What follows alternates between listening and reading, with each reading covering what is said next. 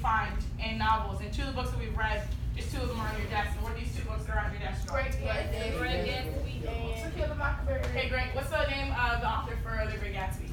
F. Scott Fitzgerald. Great. And for To Kill a Harper Mockingbird? Lee. Harper Lee. All right. So here's the first question that I want you to write on this sticky note. I'm gonna give you a minute and 30 seconds to get this question out. Here's how I want you to think about it. If this novel is narrative writing, what was the goal of Harper Lee, and what was F. Scott Fitzgerald's goal when they wrote this book? Right? What's the overall goal of narrative writing? What is the author trying to do? You gotta write the question. Nope. Do you know you write the question? Just write one and answer the question in a complete sentence. Make sure we always answer questions in complete sentences. There should be no talking about. Work on your own independent. I'm helping my brother out, but he forgot what. Y'all have left him. You can distract his memory. Okay. Answer the question. What's the goal? Thank you. 15 more seconds.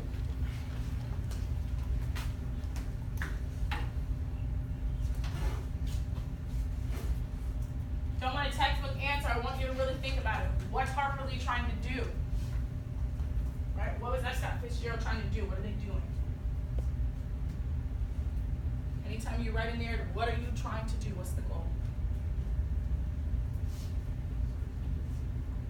30 seconds.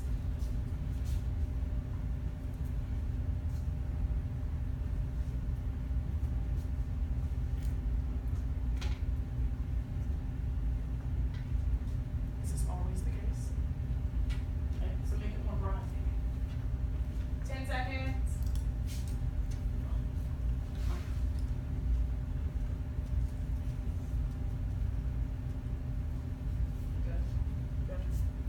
All right, bring it back together. Who's confident in the answer? Who's confident? Okay, Ronald is really confident in the answer. Ronald, tell us, what's the goal of narrative writing? To tell the story. Good, to tell a story. Anyone have anything to add on to that? Add on that. Destiny, add to it. I said the goal was to tell a story. The story is something you can experience or make it. Okay? The goal is to tell a story. The story is something that you can experience. We're going to go back to that word experience in a second. Something that you can make out. Kavakia, share with us, what are you thinking? What's the goal of narrative writing? What's Harper Lee's goal?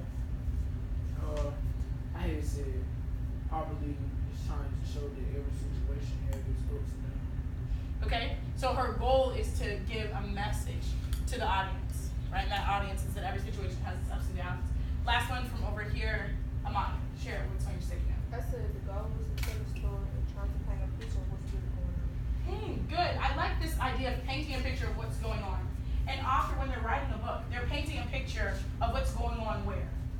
In the story. In their story, and what's in the story comes from their what? Their life, or something that you made. or something they just made up, something that's in their mind, right?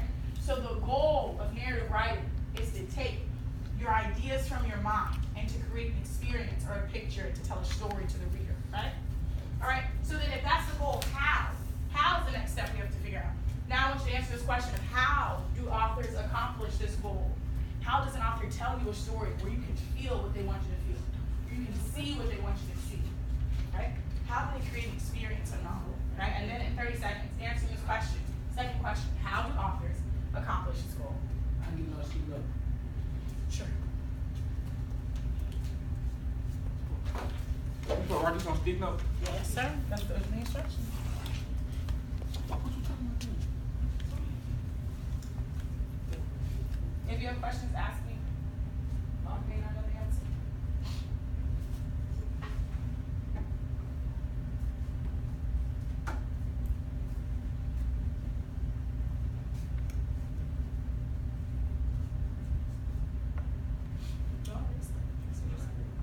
This is very good. This part is very good. You still working?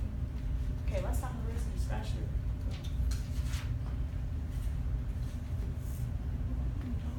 Don't shut down, you know why? Because you're right there. You're saying that they do this. This is good. Oh, draw more on this. This is good. Don't draw yourself for anything. No.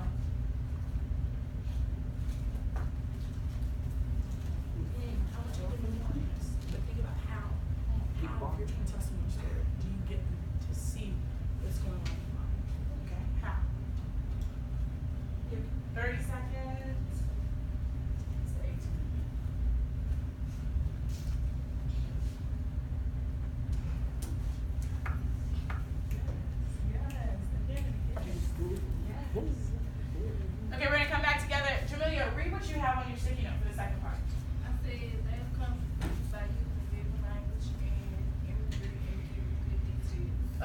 says by using what, y'all? Figures of language. Vivid language. What else? Imagery. Imagery. Detail. Details. Does anyone have anything similar on their sticky notes? Similar. Jamal, what do you have on yours? I said by giving vivid details or by making you visualize what's going on. Good, beautiful. Here's what it takes to successfully tell a really good story. It takes imagery. It takes imagery. It takes giving vivid details.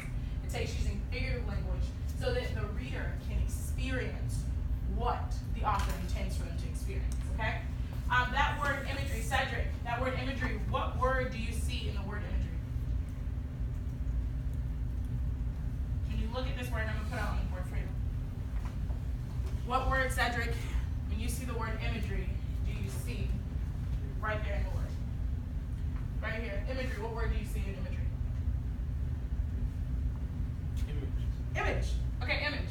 Image. Guys, imagery is the use of descriptive or figurative language to create an image for a reader. Okay? So use of descriptive or figurative language. I see some people taking notes. That's good. If you don't know this definition by heart, maybe take notes. It's the use of descriptive or figurative language to create an experience for the reader. So if you are trying to remember what imagery is, just see, okay, image is in the word. My goal is to create an image for the reader. Okay? There are 5 types. 5 types. Imagery uses your 5 what, y'all? Senses. Good, your 5 senses.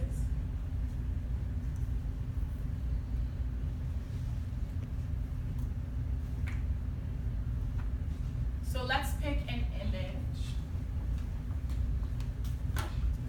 Over here. Okay, let's pick this image right here. Take a glance at this image. See this image? This image back here, Cedric? You see this? Okay. See this image? Okay. If we're trying, you guys can pass this around if you like. If we're trying to recreate this image, we're trying to recreate what's going on in this image, this experience. And the first type of imagery we want to use is visual imagery. What details should we include? Jamelia, you're looking at the image. What details? What do you see in there? Fire in the background. They eat a lot of food. Okay, so we see a fire, it's broken out, and if we're trying to recreate this image, what details should we describe? The What should we color. The color. How big fire is. How big the fire is. Their clothes. The clothes. What about facial expressions? Can you describe the facial expressions of the men? Yes. Those men make an inference, Jamal, the photos in your hand, but what do you think those men, what do you think their job is? They're close. Good, they're firefighters. They're trying to put the fire out, okay? So visual imagery is painting a picture for the reader based on, by describing what you see, okay? The second type of imagery is what?